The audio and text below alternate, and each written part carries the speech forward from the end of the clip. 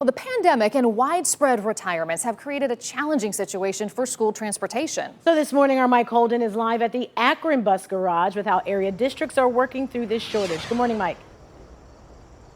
Danita, Katie, good morning to you. It is certainly an uphill battle across the board. And after checking in with a number of school officials, they say no one district is immune to this bus driver shortage, including right here in Akron, where school leaders and transportation officials are trying to work through this process by recruiting nonstop, sometimes doubling up on routes and brainstorming to try to figure out a solution.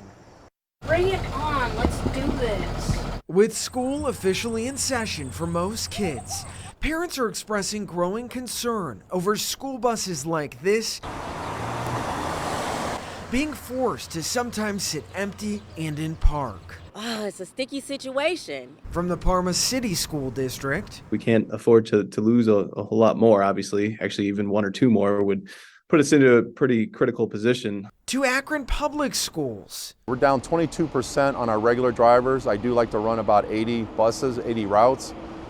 Right now I'm at 70. And beyond. District leaders and transportation officials are doing the best they can with what they have.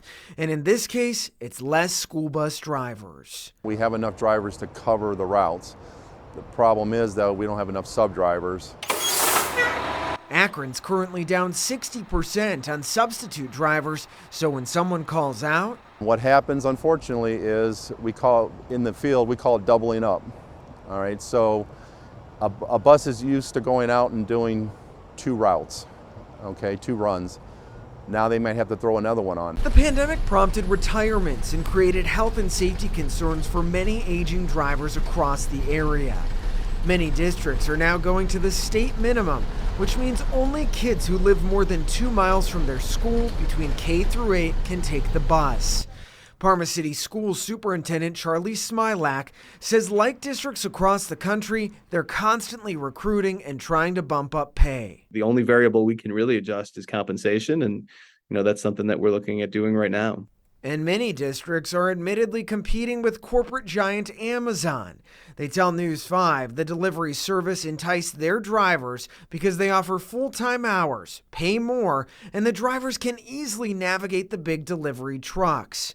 Dr. David Bolin, Director of Field Services and Transportation for the Ohio Department of Education, says even with districts recruiting new drivers, a holdup is also happening with drivers trying to get their CDLs to drive buses. There's a huge backlog for that training and that testing.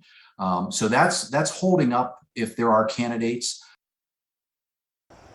All right, so that's a lot to process all at once. But after checking in with Akron Public Schools and Akron transportation officials and really everyone across the viewing area, they are all hiring bus drivers. So we've put a list together on news5cleveland.com and on the News 5 Cleveland app.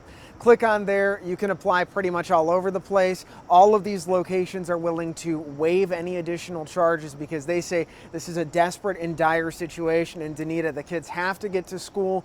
They're also pointing out a lot of parents are going to feel really stressed out if these buses are delayed or a little late. It is a transition period, and they say teamwork is crucial. Yeah, and parents are going to have to be very patient as we work through all of this. Thank you so much, Mike.